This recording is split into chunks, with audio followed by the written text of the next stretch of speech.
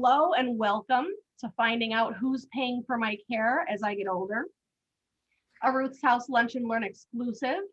I want to thank everybody for accommodating the time change, actually, given this historic day. So actually, I guess we are more of a brunch and learn today, as opposed to a lunch and learn. So there's that. I hope everyone is doing well and had a safe and happy new year. 2020 is behind us. Can I have a mic drop, please, right? Phew, what a year it was. Although, even though the vaccine is upon us, please remain diligent. We cannot stress that enough. We appreciate you being here. And I am sure you will have some great takeaways from today's presentation. I want to thank you in advance, of course, for your patience in case we have any technical difficulties as we navigate through our virtual platform. This presentation will cover some of the financial options you need to be aware of as you age and as you care for others as they age. The presentation will be interactive. There will be a time for a Q&A at the end. To ask a question, either raise your hand because I'll have you in gallery format, or type into the chat section. I will, oh, here's the, hold on. I'm gonna admit somebody, here we go. Or type into the chat section and I will get to as many as possible. Let's see, whoops, sorry about that. Once I'm finished, my co-host Christina Tui will give you a quick virtual tour of our beautiful assisted living residence, Ruth's House, because of course that's normally where we hold the lunch and learns. Christina will introduce Michael. Michael will present, then we'll have our Q&A segment. And then I know, the vaccine has arrived, and I will have to say we are happy to report that JGS was indeed on the short list and has administered our first vaccines to residents and employees in a 2-day clinic we held on January 10th and 11th. However, there still are active cases in Western Mass, and there is still an underlying concern on how healthcare facilities are keeping your loved ones safe. Although I am unable to speak on others' procedures, I will be able to show you a short 3-minute video on how we are, reacting to the pandemic and our efforts. So I'll do that while I pick a raffle winner. We have a gift card for the kitchen in Longmeadow. It's a great little restaurant. The owner was nice enough to donate a $25 gift card. So next lunch will be on us. Now, of course, some of you already know me. For those of you who do not, my name is Mary Ann Shelb, and I am Director of Business Development here at JGS. The JGS campus is not only a great place to work, but also to live or rehabilitate. With that said, I would be remiss if I did not take this opportunity to share with you all the options for care we have on the campus. And with that said, I just need to share my screen. Oh, where's the waiting room? Okay, hang on, I'm going to share my screen. And I'm gonna go this one, share. All right, can everybody see that? We're getting a thumbs up. All right, perfect. So we've got a 23-acre campus located right here in Longmeadow. And I know some people don't realize how big we are, but we are 23 acres. Hard to tell because we're set away from the main road. Oh, waiting room, admit, okay. So there it is, 23 acres in Longmeadow. Let me show you what we have. We have the Levitt Family Jewish Home, 24-hour skilled nursing home, including long-term care, long-term rehabilitation with a secure memory neighborhood. Sawson Center for Rehabilitation, the first and only greenhouse model of care in Western Mass, featuring 2 small houses, all private rooms, all private bathrooms, consistent care teams, all in a home-like setting. And if you look at that, they're sitting at the dining room table, and in the background you have the kitchen. And if you're looking at that, you would say that that's like, your house or my house or somebody that you know. So it is really a home-like setting. And once COVID is all through, I would absolutely love to give you guys a tour if you have not seen it yet. We've got Wernick Adult Day Health, your loved one safe and cared for in a dynamic setting, promoting social interaction and stimulation while you are able to work or run errands, worry-free. Oh, wait a minute, another waiting room, multitasking, sorry. Spectrum, home health and hospice. Quality care that comes to you in your own home with personalized care plans for each patient, because obviously everybody's different. Genesis House, We have senior independent living with efficiency and one-bedroom apartments located on the JGS Life Care campus with access to our family of services for your continuum of care. And to have a subsidized living situation in Long Meadow, and if you've never seen the apartments at the Genesis House, they are absolutely beautiful. And last but not least, Ruth's House Assisted Living Residence, set back away from the main street, like I said, with a very private and wooded backdrop. That's where Ruth's house lies. It's a gorgeous home-like setting for both traditional and memory care residents. And of course, with that said, I'm going to stop sharing my screen so Christina can share the screen and we can actually get a tour from her. Perfect, here we go. Everybody can see that? Yes. Lovely landscape grounds and private walkways, Ruth's House Assisted Living in Long Meadow, Mass. is part of the 23-acre comprehensive campus of care at JGS Life Care, guided by Jewish values, serving all faiths. Ruth's House is a beautiful, home-like residence for seniors of all faiths who value their independence, but may need assistance with day-to-day living activities. If your loved one is transitioning to a new lifestyle or needs extra care they can't receive where they live now, will make them feel right at home. Ruth's House offers 64 spacious, newly renovated apartments that residents can decorate and personalize. Residents can enjoy private or companion suites. Our residents enjoy 3 kosher meals daily, kosher snacks available throughout the day, and our country kitchen. Ruth's House features inviting dining and social areas inside and out. Other amenities include linen and laundry services and transportation to events and outings. All of this comes together to create a warm and inviting atmosphere that helps promote a strong sense of community for both residents and staff. Residents appreciate social and cultural events, including day trips to area restaurants, events, and attractions. Our memory care outings are specially designed for the enjoyment of our memory care residents. We also offer multi-denominational religious programming and spiritual support, including a rabbi on site.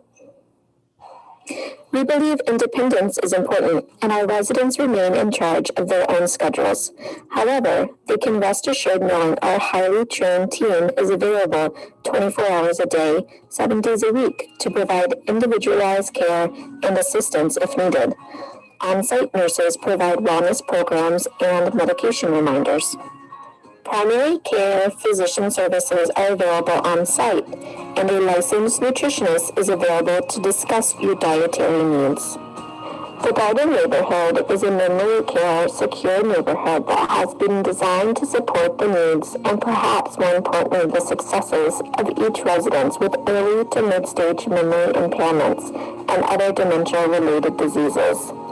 Our staff has come to know each of our residents on a very personal level and strives to accentuate skills and strengths that residents retain and not focus on losses. Daily activities are designed to create experience of success and reduce anxiety in a safe and secure environment. Assisted living at Ruth's House gives your loved one the care and support they need while allowing them to lead full and independent lives. We are committed to preventing the spread of COVID-19 infection and providing our residents, staff, and visitors with a safe and clean environment. We strictly adhere to the standards set by the state and federal government, as well as the CDC and the Mass Department of Public Health. Thank you. There, as a marketing director over this past year, has learned to make voiceovers so that I don't forget anything while giving presentations. So thank you for hanging in there during that presentation. So I believe now I get to introduce Booker. Okay. All right. As a practicing attorney since 1985, Michael has served as fiduciary for hundreds of elders and disabled clients. He also counsels family members who serve as trustee, guardian, power of attorney, executor, or conservator. Michael collaborates with numerous nursing homes in the area area and works closely with local elder agencies and providers. He's a member of the National Academy of Elder Law. He writes in columns for a local elder. Christina, you're cutting out a little bit. Speak up just a little bit. I don't know if anybody else is having difficulty. Yes, okay. I hope it might be my internet here. He writes a legal column for a local elder newspaper and has lectured on issues surrounding elder law. Michael earned his bachelor's degree at the University of Buffalo, the State University of New York, and he earned his law degree at Suffolk University Law School in Boston. Michael lives in Northampton area with his wife and has 2 children. His outside interests include photography, road and mountain biking, tennis, skiing, and watching films. He is also a musician who leads his own rock band. So Michael, I'll let you take it over. Thank you, Christina. Thank you, Marianne, for hosting us, or hosting me, or whoever. Welcome, folks, to Inauguration Day. So a big day in American society. And thank you, Marianne, for being flexible and moving the time, bringing it forward so that we could hopefully watch a mellow ceremony and not what we saw a couple of weeks ago.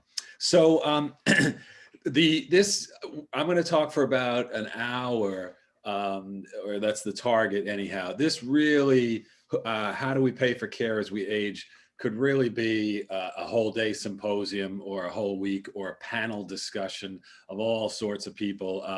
Marianne reached out to me a couple of months ago about doing some sort of presentation, and the typical thing would have been, estate planning, wills, powers of attorney, healthcare proxies, that kind of stuff. And I know that a colleague of mine had previously done that. And so I was kind of trying to think a little bit outside the box, and she and I came up with the idea of payment for care and these kind of loopholes and obstacles, and what the hell does the future hold? I'm a baby boomer, I'm 62. And it's kind of like, wow, who's going to pay for my care? One of my children, Jake, is a second-year law student at Northeastern. He's on the Zoom meeting here, and he's like, no, I ain't taking care of you. I'm shipping you off to the nursing home. So, who is going to take care of us as we age? And some of us, I'm sure, have parents right now that we're saying, how do we deal with, or Aunt Margaret, who's down in Chicopee, how do we take care of her? So it's a huge. Marianne is going to post throughout the seminar bits of my outline, if you will, very scant outline. It's just kind of a topical piece. But each of these topics could, take hours to go into deep depth. So I'll touch on them. I think one of the most important things that I learned is that there is the Massachusetts chapter of the National Academy of Elder Law Attorneys has put out a huge resource manual. It's on the website, and Marianne just posted the first part of my outline that I'm going to speak about, but I guess I went off script a little bit, and I'm referencing this resource guide that's at the Mass NALA website. So I'm sure that Marianne will post it in the chat room or someplace else. That is an unbelievable resource. A lot of the programs I'm going to reference today, there are in-depth columns or information on. I referred both my intern, Kristen, who's at Winnick, third-year law student. She's also on this meeting, I believe. And my son, hey, look at this resource guide. This thing is, it's an encyclopedia. It's the Bible. It's an amazing product. So take a look at that for a greater in-depth thing about Medicaid, various programs. It's just a huge, huge resource. So, and then also I've written a bunch of articles, as Christina mentioned, in the local newspaper, Elder Law newspaper. Those articles are on my website. Marianne's posting one of them about life being more complicated.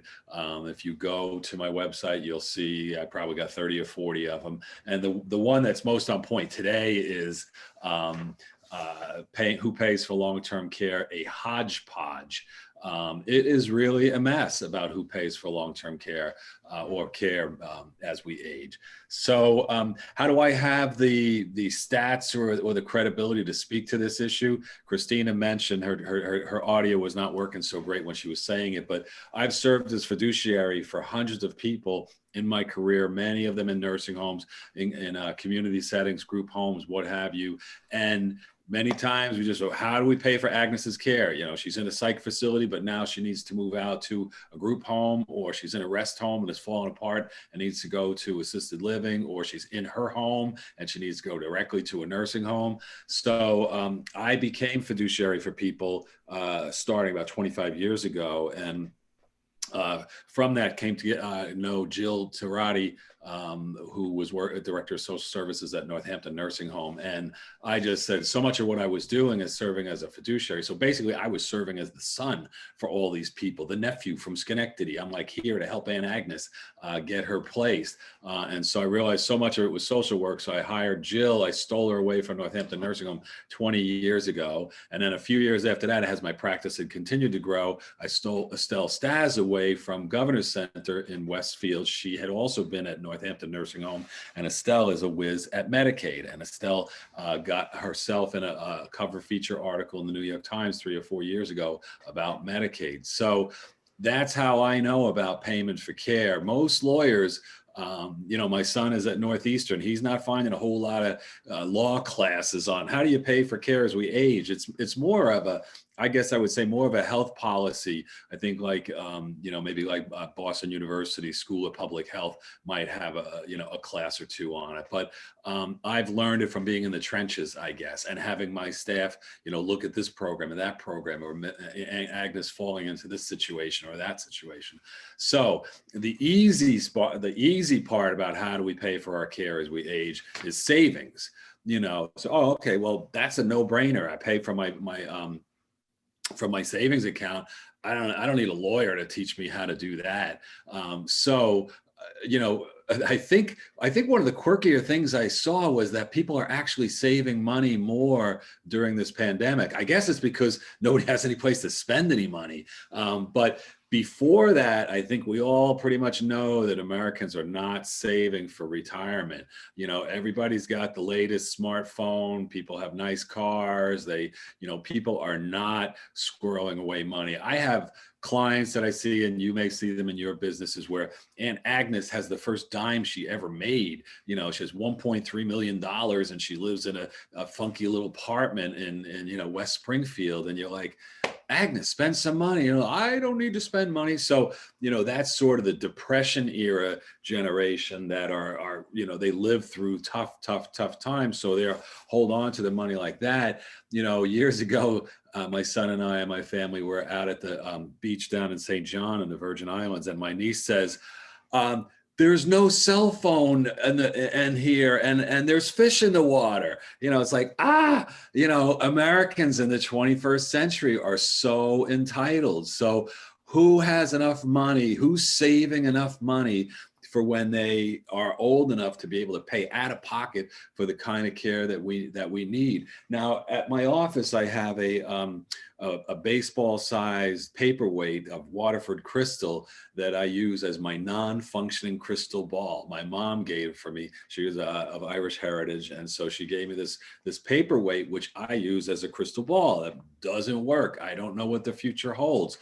So none of us do. And so some people, as you see in the elder world, can live to be 107, and somebody else comes in at 37 with, you know, MS or Parkinson's or something, and you know, 3 days later they're deceased, or they come in and they get COVID or whatever. And so you know, life is generally not fair to many. And certainly these programs that I'm going to tell you about, and I'm going to point you towards and teach, you're going to kind of scratch your head in some ways and say like, why does a person on welfare in a rest home get to only keep $250, but somebody in a nursing home on welfare gets to keep $2,000? Why is that? The person in a rest home is higher functioning. Couldn't they really use more $2,000 than the $250? So I don't know why, but that's public policy. That's the law. So there's a lot of unfairness. I have one woman who I am actually the power of attorney, two sisters who were living up in the hills, and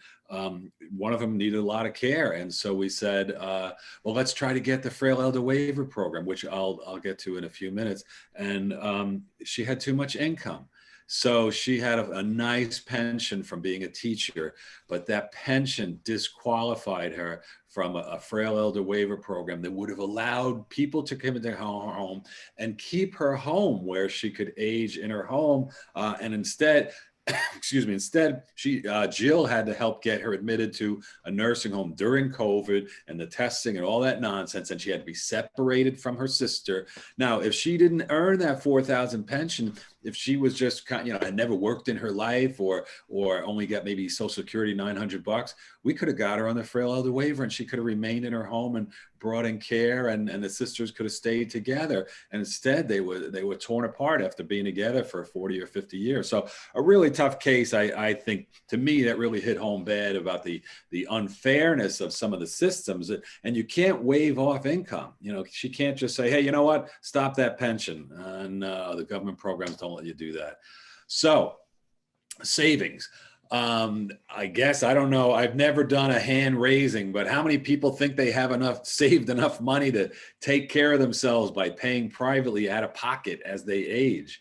I guess I would say I have long-term care, so I don't really need to raise my hand. But savings is, I think, a dangerous way. I mean, it's better to have savings, certainly. And I'm not a financial, I believe that David Fedor is on this group, and he's going to be speaking next week, I believe, on financial issues, but maybe long-term care. But I would encourage people to tune into that discussion, because a lot of the financial planners are gearing you towards how, they expect you to live to be 105. So they're saying, okay, well, if you earn this much and you invest it here, it'll stretch this much. And under the mortality tables, you have this long to live. And so they put it up on a computer screen, and, based on that and all these assumptions, well, then I think, and how long will your money last? Nobody really knows. I mean, look at the 2008, stock market crash that eviscerated people's 401ks. Well, not just their 401ks, but people's stock portfolios. So savings is the first path to remaining independent and planning for taking care of ourselves as we age. Children as the home care providers. I mean, I have a lot of people over the career who have said, my mother's never going to a nursing home. I'm going to take care of her. I promise that. And, that's wonderful. Nowadays, I live in Florence. There's a lot of farmland up here. The older days, the farmers, the daughter and son-in-law would move on to be raised on a farm, continue to live in the farmhouse. And then, as the elder got old, they would just take care of the elder. Well, now when the son and the daughter-in-law both, or the daughter and the son-in-law both work outside the home, because everybody wants to pay for their nice cars and their trips to Aruba and their smartphones and all that, then there's not these people in the home to take care of the elders as they age. I mean, I'm seeing more of, perhaps just because elder law is all I do. That's all my firm does. We don't do anything else. We don't do car crashes or bankruptcies or real estate transactions or criminal defense or election law. All we do is elder law. So we kind of live, eat, and breathe it. And we're seeing cases, even if we don't, the client can't hire us or they don't need us, we're just seeing different scenarios. I mean, I would say this week I saw at least, in the last week or so, at least 10 or 15 different scenarios of, here, this is the story. And, could we help this person? Yes or no, go here. So we're just seeing what's going on in the community out there. And so, I have a case I'm working on now where two daughters have brought mom up from Connecticut, and they're going to try to take care of mom, in the home. And, then they're saying, all right, mom's pretty old, but, we're dedicated to doing this. And one of them left her job to do this. So that's, I guess I would say, a somewhat rare example of the kids dropping what they're, and neither of the daughters are in a relationship, and neither of them have children. So I guess they are freed up a little bit to be able to say, Ma, come live with me and I'll take care of you. My father, my mother died at 74, pretty quick from cancer, leaving my 80-year-old father. And he was okay. He was able to drive himself to the beach and go to the VFW to see his buddies and go to the diner pretty much a lot and get fed. And I handled all his money and all that. But he lived another 14 years. So my mother died at 74. My father died at 94. So the problems weren't with my mother's death. The problems were with my father as he got older. He did the old, oh yeah, maybe I'll move in with my son. Yeah, maybe next year. And by, one day he just slipped on something in his living room and, hurt himself, and the rest of the story. Ends up in assisted living with a permanent catheter, can't return home, doesn't have the skill level or the interest in taking care of his own catheter. So he had to be in a specialized assisted living that was 3 times or more of what his income was. And so he has 4 sons. I'm one of them. And okay, well, me and my brothers could have left our jobs and taken care of him and have him move home, move in with us, but that wasn't realistic. So he ended up in an assisted living facility down there, specialized with the nursing unit. And then, spent basically what my brothers and I would inherit, which is fine. I have no argument with that. But, some of the kids will say, I want to try to protect the inheritance. So I'll bring mom home, rather than spending $8,500 a month for healthcare. So what we're doing sometimes in our practice is doing caregiver agreements, because people are also saying, I want to protect my money for my kids. Okay, well, one of the ways to do that is to pay your kids for caring for you as you age. Sometimes the elders are so far gone at transferring assets and getting past that 5-year look back. I want to protect my money. I don't want the nursing home to get my money. I don't want the state to get my money. All right, well then get it out of your name. But there's a 5-year look back. It used to be 3 years when I started practicing elder law. So at some point it'll probably be 7 years or 10 years. The government is getting tired of paying for middle-class people who are trying to make themselves look broke. So if you're too far gone and like, I can't make it past 5 years. I have a case now I'm working on where the kid said, nah, there's no way. Mom's going to need a nursing home in at least 2 years. All right. Well, then she's not really a candidate for transferring assets to try to protect them. So instead, get a caregiver agreement and have the kids paying for themselves, and so how are we, who pays for these elders? The elder in that instance is paying her kid. In my father's situation, he could have been paying one of his kids. And, instead of paying the very fancy assisted living on Long Island with the view of the Long Island Expressway, I could stand in his room and do traffic over the radio there. Nobody ever went in the pool there. So children as home care providers, and you also can't guarantee that. I would never tell a kid, guarantee I will not get you to a nursing home. I will exercise my best efforts to keep you home and independent. Okay, so that's using your savings. That's, relying on kids. I hate to say it, but sometimes things happen to the kids. And I am always saying that when there's a kid helping mom, or maybe there's a kid is the only power of attorney for mom. And I say, hey, sometimes things happen to the kids. I don't wish it on them, but we have a case we're working on where the woman's in a nursing home and her son is handling her stuff, but she never did a power of attorney. So we went into probate court to get a conservatorship. The son was disabled. We could transfer all of elder's assets to the disabled son and get mom onto Medicaid. We had a Zoom court hearing where yeah, judge, I'll be the conservator for my mom. Okay, Fred, here you are. I'll allow that.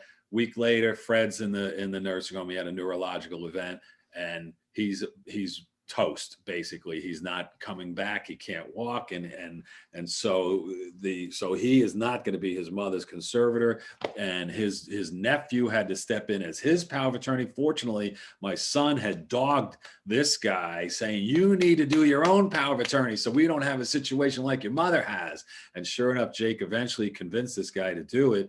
And lo and behold, 3 months later, he has some neurological event and ends up he's in the same nursing home as his mother. How bizarre is that? So I just never assume that oh yeah, that's a game plan. The kids will take care of mom or dad. So I'll move on to long-term care insurance. Make sure that you have a version of it that pays for home care, because that's what pretty much most everybody wants. they say, oh, you know, I don't want to end up in a nursing home. Well, you know, not many people do want to end up in nursing homes. And I don't issue any ill will. I rarely speak ill of any of the nursing homes. They're all trying to do their best to make the best of a hard situation. I mean, God, look at how good they're doing now in COVID. I tip my hat to you people. I mean, can it get any worse than this? And so, you know, we've got people who can't take care of themselves, and it's just this whole panoply of problems in their life. Who, you know, the thing of it is, we do not have universal health care. That would be the answer. Now, I'm not going to get into that whole public policy thing here, but in France, you wouldn't have these issues. If Jean-Pierre Rampal needs this kind of care, he's going to get it. But in the US, no, you're gonna say, well, what did he do with his house? Did he transfer it to his kids? Oh, but how about my lady up in the hills there with the $4,000 pension? Why does she have to go to a nursing home, and her sister, who didn't have that kind of a pension, could stay there and get care in the home? Like, what is that? That makes absolutely no sense. So it's just the nature of the beast that in the US, we do not pay for long-term care. Medicare does not pay for long-term care. Medicare pays for people to rehab and go home. So long-term care insurance, I'm a huge fan of it. Make sure if you do look into it that you get an at-home component and also assisted living, that you want this continuum of care. I want people to come into my home. So if I stroke out, I don't want to just say, oh yeah, I have nursing home coverage of $150 a day. And so I go to a nursing home and it's going to cover 1/3 of the cost. So some people buy really super basic policies, which protect the home. I would caution you about those. That I think in all my career, and I've been doing this for, I don't know, 20, 25 years, I have never seen a case where the person having had a minimum long-term care policy that would allow the house to be protected actually did its job. So many things have to fall in place for that. You got to hold on to the house. So let's just say that Uncle Ernie ends up in the nursing home. Good thing he had that minimum long-term care policy, protects the home. Well, you got to hold on to the house while Uncle Ernie lives. You can't just sell it, because now Uncle Ernie has the proceeds from the sale of a house. That minimum long-term care policy does not protect proceeds from the sale of the house. So you got to hold on to the house. All right, well, who maintains the home while Uncle Ernie's in the nursing home? You can't use any of his income. If he goes onto Medicaid, all his income has to go towards his care, except for $72. So the house is sitting out there in Chicopee, not insured. You know, who maintains it, who plows the driveway, all that kind of stuff. So buying the long-term care policy just to protect against estate recovery in the event I ever get on Medicaid and Medicaid has a claim against my estate, I'm not a real big fan of that. I'm more a fan of long-term care. I often view long-term care insurance as inheritance insurance. So if I stroke out and I end up at Jewish geriatric nursing home, Genworth is going to come to my rescue. I have a joint policy with my wife. I have the old school policy, which is basically a term policy. If I never have that stroke, I never need it. It's just money that's thrown to the wind. There's a newer product out, a hybrid, which is sort of like life insurance and long-term care. If they'll want, let's say, $100,000 from me. So I give them $100,000 and they say, all right, Mike, if you need a nursing home, we'll pay you X amount of dollars per year or per month. But if you never use it and you just die, we'll give the $100,000 to your son, Jake, and your daughter, Kathleen, as life insurance. So people see that as like, whoa, I mean, there's no downside to that. What the heck? I give them money.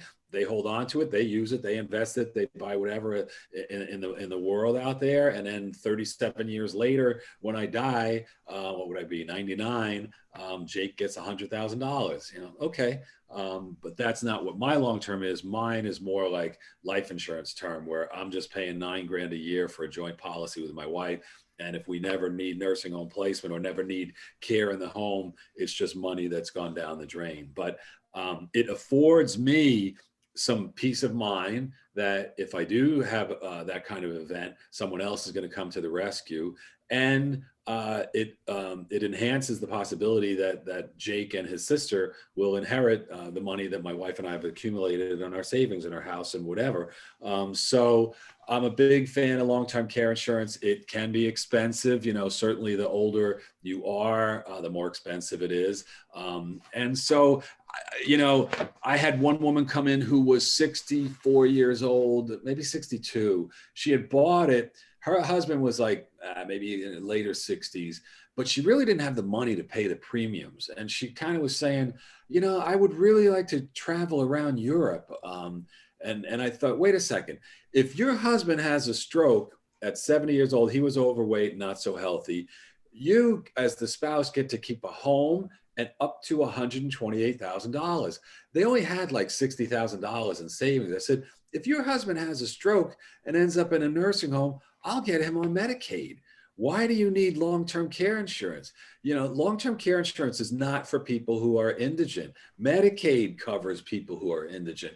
Long-term care insurance, I think, is more for middle class, maybe you might want to call it affluent people, a single person who says, I worked hard for this money and I want to make sure that my kids inherit this, because I know if I stroke out, I don't have a spouse that can protect some of this money because they're in the home. I'm just me. So if I'm Mike Hooker at 62 and a single guy, I say, hey, I stroke out. I know my kids aren't going to inherit a lot of this because it might get chewed up in a long-term care setting. Why don't I buy long-term care insurance? And so to some degree, I view it as inheritance insurance, but it does afford me also the privilege, if you will, luxury of saying, oh no, people are going to come into my home. So I get I have a stroke and I can't bathe myself and I can't dress and I can't cook. I can't cook anyhow, but activities of daily living. And so that's when the long-term care policy would kick in and then start paying for coverage for me at the house. Okay. Marianne, any questions at this point? No, I mean, I put in the chat that David Fedor, he is on the call. He will actually be doing our next Lunch and Learn, which is on March 17th. And he's going to delve a little bit deeper into long-term care insurance, because Excellent. It is something we see, Christina and I see all the time. People, whether they're coming in and they have a long-term care policy, will pay for quite a bit. Sometimes, all of the fees for staying in the assisted living and or working with our home care agency. So it is something that I think that especially the newer generation, they actually look to plan, right? So they're really, they want to plan for the future. They want to make sure. So I think that it'll be helpful for David to really go into all of the options and yes, that hybrid where it's a cross between both. And I don't really know how it works or if it's a dollar for dollar, but I think that, yeah, David, you're going to have a great subject for March. I don't know if you have anything, a couple minutes, just a brief little intro as far as what that will look like. Sure. I've been thinking about that. And essentially, there are 4 ways to pay for long-term care. 1, buy the traditional long-term care insurance policies, which will be a pay-as-you-go sort of a thing. If you never use it, you lose it. The second way, you can buy a hybrid or a linked benefit policy, which is both long-term care insurance and life insurance. And one way or the other, you're going to get paid back. That's a pretty popular way now. The third way is you can do nothing and self-insure and just pay privately. That's what my dad did. And the fourth way is if you have an annuity account that you've had for a while and you have no plans on spending that for anything in particular, except for maybe your long-term care, you can convert that annuity to a long-term care qualified annuity. And then all the interest you've accumulated over the years will come out tax-free if you use it for long-term care. So that's my brief overview, and we'll get into more depth next time. Perfect. So again, that's March 17th. But yeah, Michael gave a little bit of information. David will delve a little deeper, and yeah, we'll go right into now the next, which is reverse mortgages. Mike. Thank you, David and Marianne. And I would say that, you know, long-term care clearly is not for everyone. I mean, the woman that I referenced about wanting to travel Europe, I told her to drop her long-term care because if she was young enough to want to travel Europe and didn't really have, you know, putting together that 4,000 a year premium was killing her basically, and not enjoying life. And I knew that if the husband needed a nursing home, she could get on Medicaid, he could get on Medicaid.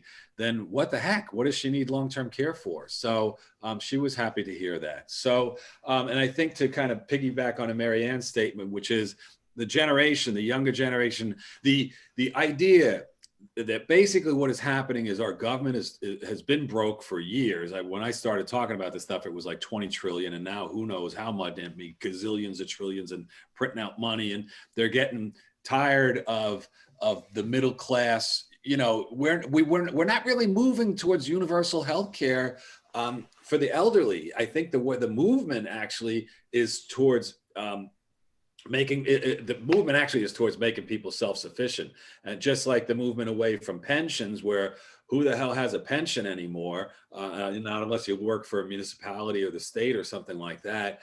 So it's all, oh well, you'll have your own pension, you have your own 401k, you can determine your own destiny.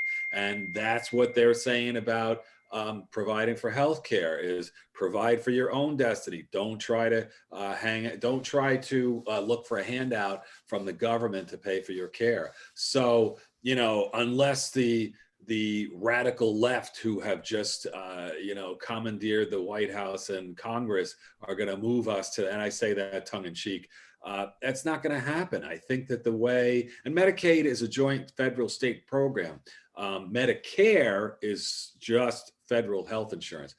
I don't think I just don't think we're going to be anywhere near universal health care that would pay from cradle to grave, you know, certainly not during my law career. And so the government instead is saying, if you want to provide for your future and protect your assets, get long-term care insurance or divest sooner. You know, it was a 3-year look back, then it became a 5. Don't be surprised if it becomes a 7. There is a tax credit, I believe, which David, I'm sure will say during next week's March's presentation. There's a tax credit, I believe, that I get for my long-term care insurance premiums. So the government is trying to say, hey, we're encouraging this. They encouraged 401ks back when they were moving away from pensions, and saying that we're encouraging you to save. And the way we're going to do that is you can sock away the money. It's not taxed until it comes out 40 years from now, and by then you'll be a way lower tax bracket, and it will have earned, you know, grown in the stock market by then. So we're doing you a favor. We're encouraging you to save. Okay, reverse mortgages. So those who have not saved and those who do not have long-term care insurance, that have the house. And I would say that, you know, I would say that that's probably, I don't know, maybe 20% of my clientele. It's just a raw guess of who just have the house. You know, Agnes has $12,000 in a bank account and a house. And so, Agnes, we'll talk a little bit down below about some of the government programs, the community-based programs, but if Agnes is not eligible for any of those programs, then and has a house worth $200,000, then the reverse mortgages, and she plans on staying in. You're not moving me out of here. I'm going to die in my lounge chair watching Bob Barker. You know, well, Agnes, Bob Barker isn't on anymore. Okay, well, Wheel of Fortune. You know, you got to a reverse mortgage. I think they're great. If Agnes is 89 years old and has no other funding source and wants to stay in her home, you know, what's going to happen is it's going to eat any inheritance for the kids. So, you know, if Agnes doesn't care if the kids are all self-sufficient, but certainly saddling the house with a reverse mortgage, Agnes eats into it to the tune of $70,000 or $80,000 during, you know, to use it to pay privately for a new roof or a wheelchair ramp or aides to come in or whatever, to, you know, to help her age gracefully. You know, that there's that much less that the kids will inherit because the house will have a reverse mortgage. You have to go through a counseling session because the government has determined that they don't want people to be, elders to be fleeced or sold a product that they don't understand. And so you can't just go down to your local bank, Florence Savings Bank, and say, hey, give me a reverse mortgage. You've got it. And there were only a few companies. I didn't do a whole lot of research on it. There's stuff in that that resource with Masnala that I told you about on reverse mortgage, a whole lot of information if you want to go in there. But it is a last gasp effort for Agnes to stay home. If she needs the kind of care and for whatever reason doesn't have, it can't get any kind of Medicaid or the couple that I talked about, the two sisters up in the hills, I believe they did have, they might've had a line of credit, but they did have a mortgage.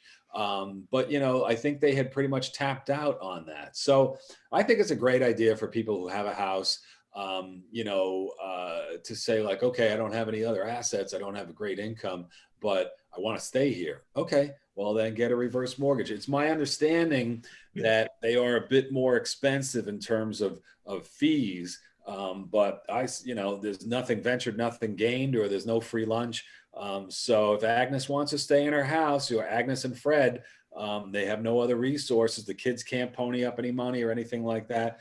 Then a reverse mortgage is the way. And it doesn't get paid until Agnes leaves, dies, or goes to a nursing home, or moves in with her daughter or whatever. And so it's just money there. They just send you money. It's found money.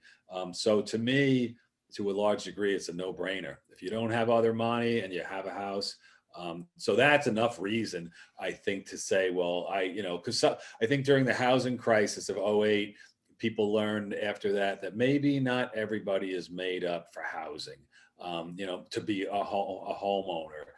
Maybe some people should just rent. And you can see here, if somebody decides to do that, just rent for their life, they don't own a house, they don't grow any equity in a house, they're vulnerable. Here's an argument to be said, well, that house could be value that you could tap into for a reverse mortgage to pay for care as you get old. But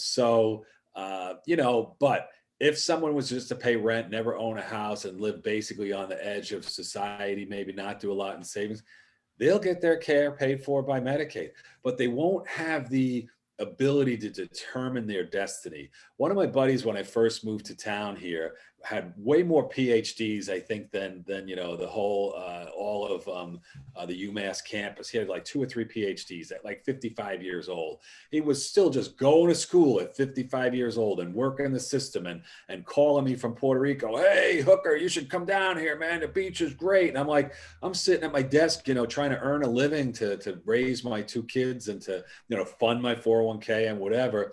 Well, he now has some vision sight problems, and he's probably 65-ish or so.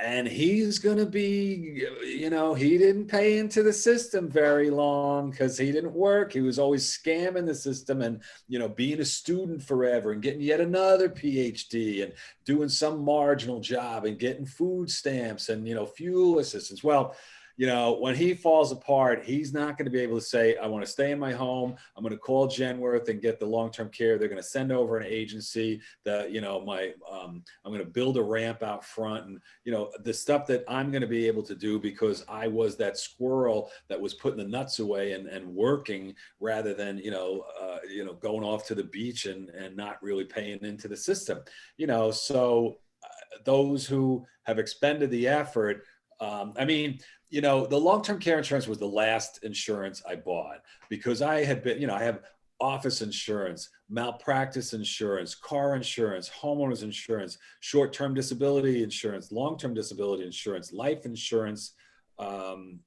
anything, workers' comp insurance. I like every kind of death by insurance. But I do believe in the product. I think, you got that, the word on the street is the earlier you get in, the cheaper ultimately it would be for long-term care insurance. So don't wait until you're 70. Reverse mortgages, they're just an 11th hour. you know, so do own a home. Don't just be a renter. And then years from now, if you have no other money, you know, you can tap into the house by virtue of a reverse mortgage. Okay.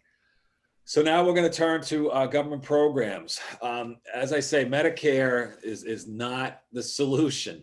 Medicare is federal health insurance, generally for those over 62, I believe, or for those who have been disabled for two or more years, I believe. So, you know, we do have people. There is another part of my practice. I'm not just all elder law. I also do some disability law, and that's because the concepts basically overlap. A 37-year-old disabled guy with Parkinson's in an apartment, you know, it's the same pretty much issues. You know, is he going to get SSI? Does he need a trust? Is he allowed to have assets?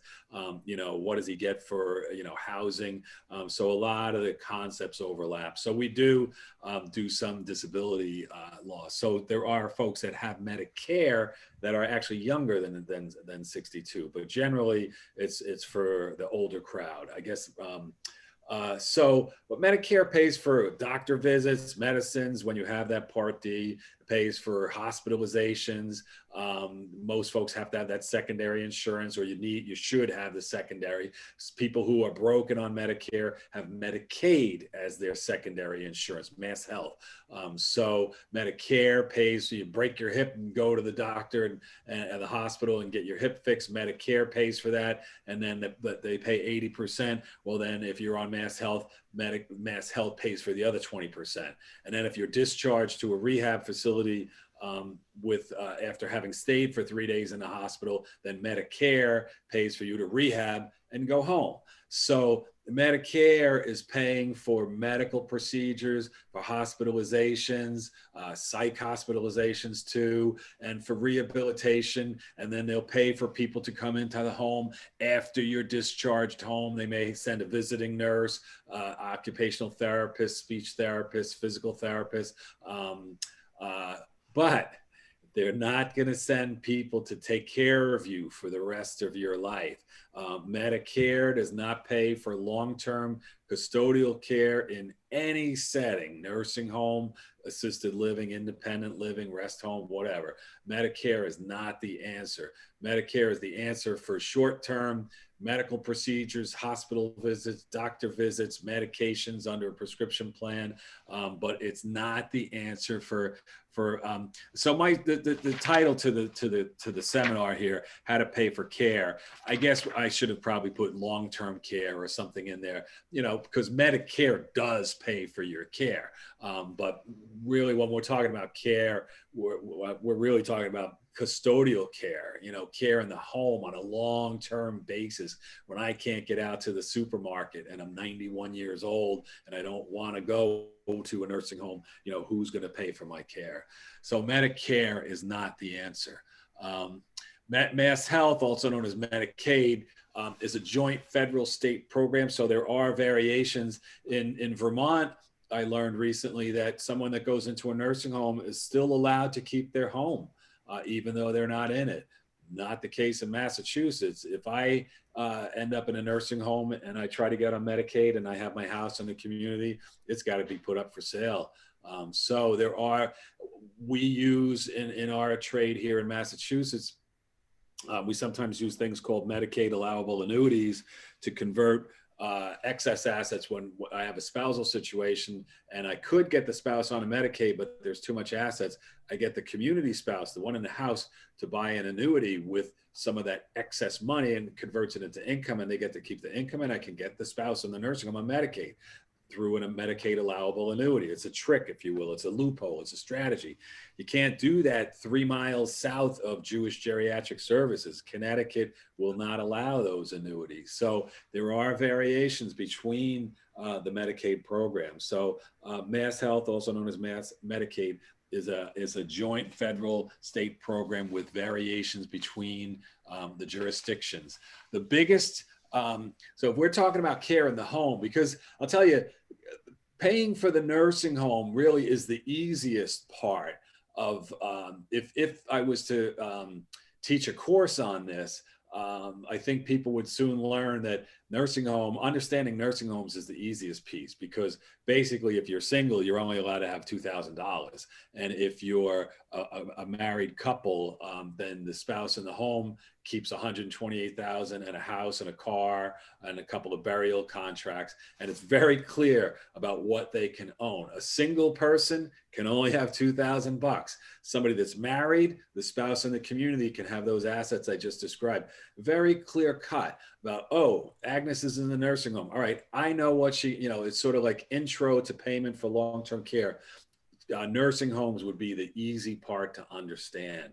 The tough part are community-based programs, because there's so many of them. And if you look through that resource guide that Marianne has posted or will post, you're going to see like what a dizzying array of, thank you, of Medicaid programs. So this is, I don't know if I want to call it insanity or not, but it's like, I could see how the left wing, the Bernie Sanders and the AOCs could say, this is crazy. Why don't we just pay for people whatever the hell care they need?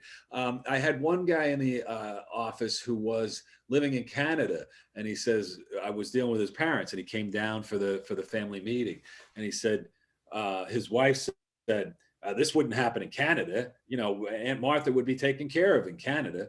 And the husband says, yeah, but we're taxed 60 cents on every dollar. So somebody is paying for the care. There's no free lunch. So yeah, in France, they have universal care. A lot of the Nordic countries, universal care. Okay, well, somebody's paying for that. It's these freebies. They're more socialist countries. For whatever reason, America is a big part of America. A lot of people voted for the guy that left office. They don't like the idea of universal health care. So I just don't see it anytime in the near future. It's sort of like with the third rail, people just say like, that's a deal breaker. Maybe in my kid's lifetime. So I don't really have any personal, I don't know. I guess I would say from a personal perspective, if universal comes in, all this Medicaid planning aspect of my work goes out the window because, Agnes had a fall and she's going to need a restaurant. Okay, just show her citizenship card. Joe's in a nursing home, just show his citizenship card. And then all doors open up. But I just don't see that happening soon. Mike, I just want to ask you one question. We did have a question come through that's talking about the frail elder waiver. Now we have it here. Is that something that is, a state program, or is that a federal program? Great state question. By state? Frail elder waiver, I believe, Stella's listening. I believe I don't know if it's universal through the country, but we have it in Massachusetts. But we're certainly, we're using that a lot. Frail elder waiver is a super important program. It's the government trying to figure out the cheaper ways to take care of people. I guess if you want to call it a little bit of a socialist bent, it's like, how do we take care of people and be, somewhat humanistic, but really, counting pennies, counting dollars. And so someone who would otherwise need to be in a nursing home and is over 60 and doesn't have more than $2,000 can get care in the home. You have to be, the waiver is that they're saying, we're not going to use the typical rigid financial requirements, needs-based requirements for this program. We're going to waive some of those and be a little looser than those nursing home Medicaid people. They're really rigid. We're going to waive that stuff and be a little bit more carefree. And so it's for people who need to be in a nursing home. So they're saying to you, if you need to be in a nursing home and you are over 60 and you have less than $2,000, we'll pay for people to come into your home. And so we have clients who are pretty debilitated, but they're not yet of nursing home level. And so they don't meet the clinical criteria, or they have too many assets and they don't want to divest the assets. Well, you're not, to be the frail elder waiver, you have to be broke. You have to have less than $2,000. But we are doing more of them. Medicaid also known as Mass Health, is a very tough organization to deal with. It's basically like an IRS audit. It might even be harder than, I've never done an IRS audit, but it might even be harder than an audit. Estelle, my Medicaid person who's on this Zoom, I believe, she says that some of her applications are like, 8 or 10 inches deep of backup documentation. You don't just file an 8 or 12 page application and list the different pieces of information and you're done. No, every one of those pieces of information they want backed up with a document. Where, oh, well, here's my Social Security. It says so right here on line 3 in my bank statement. Nope. They want to see the letter from Social Security. Well, what's this pension for $3 down here? Oh, that comes from when I worked at the library. Nope, we want a letter from the library. So getting on Medicaid is not an easy proposition. But frail elder waiver is a great way for people who are on the lower spectrum. Actually, we've been getting people on frail elder waiver because the program is okay with transfers. There's no 5-year ineligibility triggered by transferring assets. It makes absolutely no sense. Why can somebody in their home transfer all their assets and say, hey, I'm broke. I'm over 60. I really need to be in a nursing home and I gave away all my assets. I only have $2,000 a month in income. Please send a bunch of people into my home to take care of me under the frail elder waiver. But we don't know that it's like say, I think this was Florida. There was a question for Florida. Yeah. I don't know. Maybe Jill or Estelle can Google whether frail elder waivers while we're on this presentation. Maybe it's just calling an ASAP in the local area wherever your loved one is, and then just finding out if they have frail elder waiver would be a good option. Sounds good. Okay. So we are. I mean, when we see a situation where a person really needs to be in and has that level of nursing home care, needs that level of care, then we identify it as, hey, let's go try to file for a frail elder waiver. Funny thing is, or a weird thing is, I guess you might want to call it, is if that elder subsequently needs to go into a nursing home, which often happens, those transfers that were allowable under the frail elder are not allowable in a nursing home setting, because nursing home Medicaid's different and they have the 5-year ineligibility period triggered by transfers. So whenever we have somebody that's going to transfer assets under the frail elder waiver in order to make themselves eligible, we say to them, but don't spend that money that you transfer, just park it on the sidelines, because if dad later needs a nursing home, in the old days, I believe, when you had community Medicaid and because frail elder is community Medicaid, if you later ended up in a nursing home, you basically were waived in.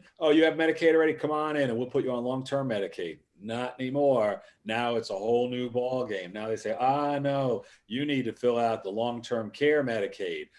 And then that's where the questions are about, hey, have you made any transfers in the prior 5 years? Oh yeah, I did. I gave it, to my son because I wanted to be eligible for a frail elder waiver. Okay, well, he needs to give you back that money. Oh no, he bought an Italian sports car. He can't give me back that money. Well, you ain't getting on nursing home Medicaid. So frail elder waiver is really helpful for a lot of folks to maintain independence. That woman up in the hills, what was it? Why couldn't we? Oh, her income, right? I believe the income threshold is like 2,200. I believe. Is that right? Can Estelle speak in, or Jill? I don't know if Estelle's, I looked for Estelle on the call. I don't know if she's still here. I think Jill is still on. Jill, can you answer that? Is the frail elder waiver doesn't it have the income threshold or cap rather? Let me see. All right, she's got to unmute. Okay. Well, anybody that has a question about it can. Sorry, it takes me a little while to figure this stuff out. Meaning the computer. Okay, I'm sorry. You want to know about the cap for frail elder waiver? Yeah, income cap, right? Yep, it's 2,250. Right. Okay, thank you. So there's a perfect example. my woman that I told you had too much income for the frail elder waiver at home. And so she had to go to a nursing home because she had too much income. Now, she doesn't have too much income in the facility because in the facility it's $14,000 a month. So I easily got her onto Medicaid in the nursing home. So it wasn't really a matter of getting her care paid for at the nursing home. It was a matter of trying to keep her independent in her own home with her sister. But because her income was too high, it was too high for the frail elder waiver program. So, you know, anybody that doesn't have a headache by the end of the seminar, you know, maybe hasn't been listening, because when you try to understand this stuff and say like, why is this thing that, how come this guy could do that? Why? I'm not really so sure it makes a whole lot of sense. There's so much, and I want to make sure we have time for everything, Mike. Yep. If you could quickly go over the federal aid and attendance, then I want to get into institutional, just so we can get into some questions. I'll try to move it along. PACE is another program, which is a really important program. Again, PACE, in the booklet there, they speak to the PACE program. There's same sort of needs-based program, assets, income. The biggest thing I have seen with PACE is that you really need to, you're giving up sort of your self-determination, and you're saying, I'm going to, it's sort of like an HMO, I guess, to some degree. And you're saying, I'm going to use their doctors, I'm going to use their facilities. I get to have all soup to nuts. But when they say, this is where I'm going, that's where I'm going. I don't get to determine my destiny. So I guess I would say, you know, you're relinquishing a certain amount of self-determination. Personal care attendant program. Again, look at that literature. You become the employer, or the elder becomes the employer. So the PCA program is good for bringing money into the home to pay for Agnes's care. The problem is they just don't send people. They don't say, oh, we're going to send in the Happy Valley home care people. No, you become the employer. You got to find these people. Oftentimes people use, oh jeepers, I can't think of that, Stavros as an intermediary, because you need some sort of intermediary with the government to process the hours of these people coming into your home. So it's a little bit of a cumbersome program, but it is something that helps out. As federal aid and attendance program for veterans and their wives, the veterans had to have, I believe, had been in service during the war, the Gulf War, I believe, being the most recent one. I'm not the whiz on the aid and attendance program, but I'll tell you that it used to be, there was some glory days of the aid and attendance, and where it was basically not needs based, and you could transfer assets. And those days are over. So the aid and attendance sort of moved into the realm of mass health needs-based programs. So aid and attendance is not applicable in nursing homes. So it's when the elders are starting to fall apart. So if you ever have an elder where one of them was a veteran, then I think you need to explore the possibility of getting the aid and attendance program. I believe the benefit paid is based either on assets or income. They adjust it according to where the seniors are at in terms of their financial picture. It's not just oh, you were a veteran, you get X amount of dollars.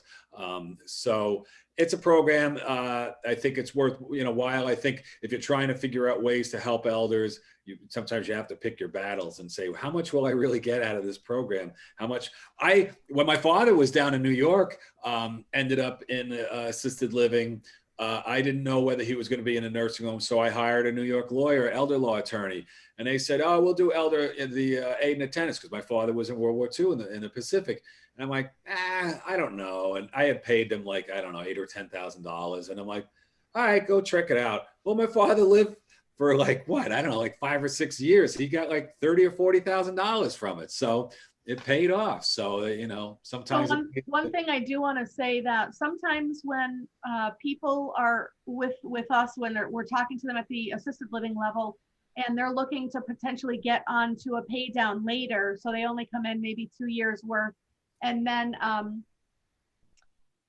2 years worth of assets, and then they would need a spend down or get on a PACE program. Sometimes that Veterans Aid and Attendance will actually bring them over the allotted amount. So it is something that you really need to look at, and you really need to decipher what the future is going to look like. It may or may not be a good option, because if it's enough to actually give you what you need, perfect. If not, though, then you want to make sure that you're doing the right thing. That is an amazing point to be made by Mary Ann, which is, we've had people disqualified for programs because they earn $2 more than they're allowed, and you're not allowed to waive off income. So like the frail elder waiver, for whatever reason, allows people to give assets away and then say, hey, I'm broke. My lady that was up in the hills, the sister, wasn't allowed to waive off her pension. She could have given away a freaking $1 million of money and gotten on the frail elder waiver, but she couldn't give away her income. She could not waive or disclaim her income. So Mary Ann saying, be careful looking for that income, because it could make you have too much income to qualify for a certain program. We have cases where the clients maybe have some long-term care insurance and they have very good pensions, and so they bring in $6,000-$7,000 a month income, but the nursing home's $14,000 a month. So we have to get them onto Medicaid to cover the difference. Well, they call that an over-under case. They have over the reimbursement rate that Medicaid will even give the facility. Maybe the reimbursement rate's only $7,000 and the elder is earning $8,000 between the long-term care insurance and pensions. So they are over what the facility would even be paid under Medicaid, but they're under the ability to pay privately at $14,000. So they're in this funky no man's land of like, wait a second, can't I just ask Jewish family to take the $8,000 I earn and call it a day? And now, no, you got to get on Medicaid. And what's Medicaid going to say? We're not giving anything to Jewish nursing home. You get $8,000 that the resident gives. So it's like, that income, does it help the elder? Sometimes I look at the situation and I say the long-term care won't help. That guy's situation, that the long-term care isn't going to help him. If he had none, he's sitting in a bed where he's paying $8,000 a month towards his care. And the guy next to him was my buddy that got all those PhDs and never, worked 3 years in a row, and he's on Medicaid. So where's the fairness with that? Rest homes. They are, so institutional care. Rest homes are going away. I finally thought, I had the senior epiphany, Mary Ann, this morning. I was driving the car back and I said, Hamden House. That's the name of the rest home used to be. They are going the way of the horse and buggy. There used to be Florence Rest Home. I live in Florence. That's gone. Shady Lawn over in Hadley. That's gone. So thinking of which ones exist, Lathrop Home on South Street in Northampton. What's the place? Oh, the Meadow, not Meadows. Rockridge has a rest home, and St. Luke's down in Springfield. But by and large, what has proliferated are assisted living facilities. So we do have people in rest homes. They're basically high functioning folks that really just can't take care of themselves, but they can dress themselves, they can bathe, they don't need assistance. I have a guy who's at Rockridge. He's been there, I don't know, 6 or 8 years, maybe even more. He's going to be 97, Jill. I'm his power of attorney. So he watches TV all day and he's happy as a clam. And he did eventually get onto EAEDC, which is another different government program. I believe it's within traditional, what do they call it? That part of welfare, like traditional welfare. And so he's only allowed to have $250. He got his stimulus check, right? $600, but he's not allowed to have $600. If he was in a nursing home, he'd be allowed to have $2,000. So where's the sanity in that? So rest homes have an ineligibility period for EAEDC subsidized of 1 year. All right, so he comes into the facility with $100,000 and calls me, and I say, give away your money and just hold on to enough to keep you for a year. And you pay for a year at, let's just say $3,000 a month, $36,000. come next year, we'll apply for you for EAEDC. And, you know, but if he ends up in a nursing home a year later, that transfer of the money is no good because there's a 5-year look back. So rest homes, though, are, I guess the reimbursement rates are so low that they're just closing up their doors. The world that we're, you know, the world of the future that the young generation, the Jakes and the Kristens are going to see is, you know, what is proliferated even in the 30 years I've been out in the Valley, which is these campuses, you know, independent living, assisted living, continuing care retirement communities.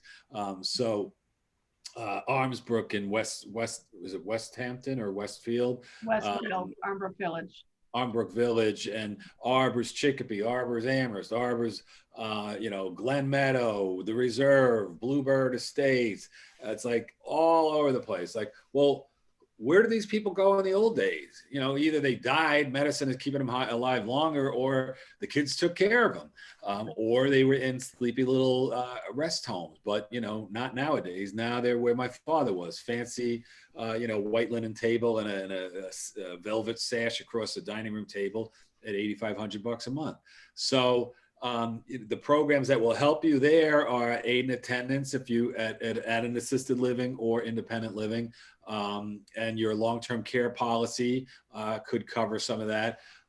Assisted living, which is where it really is, that's where people mostly want to be. If they can't, you know, if they're too low functioning for independent living, then they've got a choice, you know, assisted living or nursing home. And so people obviously are opting for the assisted living. I had a nursing home administrator say to me a few years ago, Mike, where the hell are all my nursing home patients? I don't have them anymore. All the assisted living places are stealing them. So Linda Manor, well, not stealing them, but they're grabbing them. So people who are in assisted living now, 25 years ago, would have been in a nursing home. I've got a half a dozen that I'm the POA for that I could name, you know, right off the bat, who is one of them who's in a memory unit at Linda Manor Assisted Living, who before that place was built, she would have been in the nursing home at twice the cost.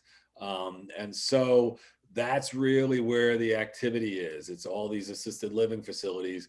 I don't know what COVID and the spread, you know, is going to do in terms of people's aversion to nursing homes, but there comes a point where even the assisted living or people at home that prop in a bunch of, you know, we got all sorts of services coming home. There comes a point where it's just not safe, and that the folks in the assisted living cannot handle the medical issues that the elder is presenting, and they just say it's time for a nursing home, that, you know, we just can't handle it. So as I said, nursing homes, understanding who pays for it is pretty easy. They got the 5-year look back if you transferred assets. If you're single, you only allowed $2,000. If you're married, the spouse in the home can own the home and $128,000 and a car, a couple of burial accounts, some life insurance. That's easy. But in assisted living, as Mary Ann just said to you, well, you know, if your income is too high, you know, then you're not eligible for the GAFC program or the PACE program. And as Mary Ann noted, these facilities have only so many what I would call, I guess, subsidized beds. There's also some, I'm not sure, I apologize for not having the greatest notes, but something about tax credits. Some of the assisted living talked about if the elder fits a certain profile in terms of their asset or income, that there's something to do with tax credit programs, basically subsidized housing. And so anybody in their right mind would love to be, if they're not safe in their home or their apartment or whatever, and they need to go to some sort of supervised setting, they'd love to be at a place like Christopher Heights or Ruth's house or Linda Manor Assisted Living. But, you know, those places are expensive. They get all sorts of regulations of what they have to do and staffing levels and insurance and, you know, employee cost coverage, whatever. They got a lot of overhead. So those places do not exist on welfare. I think that's why those rest homes are closing. They could not afford all the regulatory stuff associated with trying to run, you know, the old mom and pop rest home. It was just overly burdensome. Mike. And the money wasn't there. So the activity in the future in aging is going to be aging in home. How do I keep myself at home? Who's going to pay for it? Did I get long-term care? Can I get aid and attendance? Can I get frail elder waiver? Did I save enough money? Can my kids take care of me? Should I pay them? Should I do a caregiver agreement and pay them, so that it doesn't look like I'm gifting to them? Or, was I smart enough to buy a house, and so that I have equity in a house, I could get a reverse mortgage to pay for care? Or, am I so far gone that I need to go to assisted living and I've got the savings to do it? Or I sell my house and use the proceeds to pay for assisted living. Mike, So I've got a question that just came in, asking if assisted livings are still under the tenant landlord law. That's a great question. I believe there was, I'll have Jake or Kristen, my law interns, look into this. There was either some recent legislation or a recent case that was argued. I don't remember whether it was in the trial court level or the appellate level. The assisted living places have tried to maintain that they are landlord tenant, and that they're not. Am I still on? You're still on. I just took off the share screen so we have a gallery so I can see if any more questions are coming up. Okay. All right. So that's a great question. Person who asked to give yourself a gold star. Assisted livings really wanted to be landlord tenant, because if they turn into healthcare facility, they got all of the requirements of being a healthcare facility. One of the people who actually, when I took her on as her guardian, started at St. Luke's. No, she started on a psych unit at one of the hospitals and was discharged to a memory unit on a memory impaired unit at an assisted living in Wilbraham. And nobody ever followed through on psych stuff for her. So she'd been on a psych unit for 3 months. But no, what the executive director said to me, because I didn't know it, I found out sometime later. Agnes, had a decompensation and hadn't. I'm like, what do you mean you didn't look into a psych follow-up? She'd been on a psych unit for 3 weeks, and you guys, oh, that's what the family does. We don't do that. I'm like, hey, you're running a locked memory impaired unit in an assisted living. You guys are a healthcare facility, whether you believe it or not. You better start thinking that, because if you just think you're a landlord tenant and people just come and go, you got another, what's that old song? You got another thing coming. So, there's a wake-up call. There's much more of movement and lobbying on behalf of, I guess we'd call elder advocates, wanting regulatory, regulations. I mean, we are in Massachusetts, the land of regulations. So the movement clearly is towards making assisted living facilities healthcare facilities and not just landlord tenant. Okay. Yeah, so there's another comment. There's another program, it looks like, called community-based home care for veterans available. And then another follow-up was the follow-up to the assisted livings under tenant landlord law. They've been advocating for this to be changed for years with the EOEA. The folks just really do need medical needs. She said, thank you for the answer. Okay. All right, so does everybody agree that it's a hodgepodge? Yeah, does anybody have any questions? I mean, it's, Michael, to be honest with you, I mean, I think that there's so many, there's answers. It is a hodgepodge, but it's almost like there's still more questions that we have, right? So it's almost like things need to change. There's a lot of things that need to change in order for us to get what we really need for our elders, and then for us as we age. So I guess we have to really just all be advocates for ourselves, and then really just kind of talk to, we have to figure out who to talk to make it matter as far as making the necessary changes. But I want to see if anybody has any other questions while we're still on. We're kind of running a little bit late. It's almost 11:30 already. So I'm looking in the chat. I don't see any more. Is there anybody, please feel free to raise your hand or unmute yourself if you have a question. I want to at least, if I don't do the COVID, the safety video, I at least do want to pull the raffle winner. So any questions? I'm going to sign off because I want to go see the inauguration. Is that okay if I do that and not watch the winner?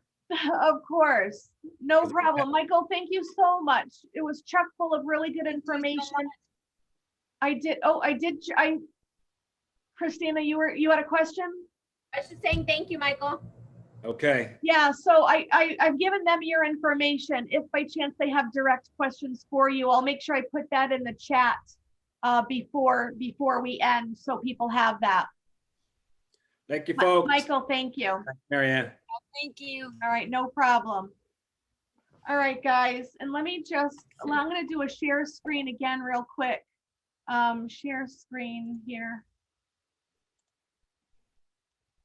I won't do the video. I just want to do this one right from the, not from the beginning. Nope. Hold on, stop share. Let's try that again.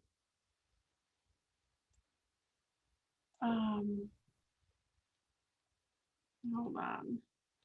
While I actually get a winner, this is next month, so please put this on your calendar. Well, I'll make sure I say it right. So you've got David Fedor, March 17th, 12 noon, we're back at lunchtime, and he's going to really explain the long-term care options. So give me 1 second.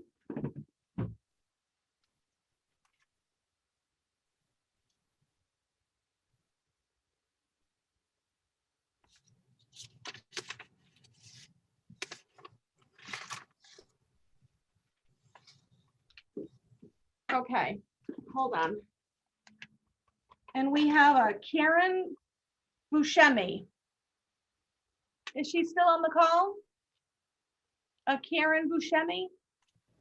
Oh, she is, because I just got a wowee on the chat.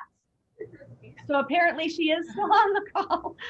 So we could actually arrange, I'm not sure, you could message me directly, or if you want to let me know. I've been meeting people at the Starbucks at the Long Meadow shops. I buy you a coffee, I give you your gift card. So whatever works for you, or I could bring it to you where you are if you want to email me and let me know where you're at. But I really appreciate everybody being here. It was a lot of information. It kind of went over a little bit, so I appreciate you guys hanging out with us. Does anybody else have any other questions? Well, then for that matter, I thank everybody. I've got a couple of thank yous in the chat, it looks like. So I really appreciate everybody being here. Next month, we do have Lunch and Learn. We're doing this, it goes dark. And once a quarter, we're going to have an evening event. So in February, we're having a 4:30 to 6:30. It's the Lunch and Learn Goes Dark series. And I will send out a separate invitation for that.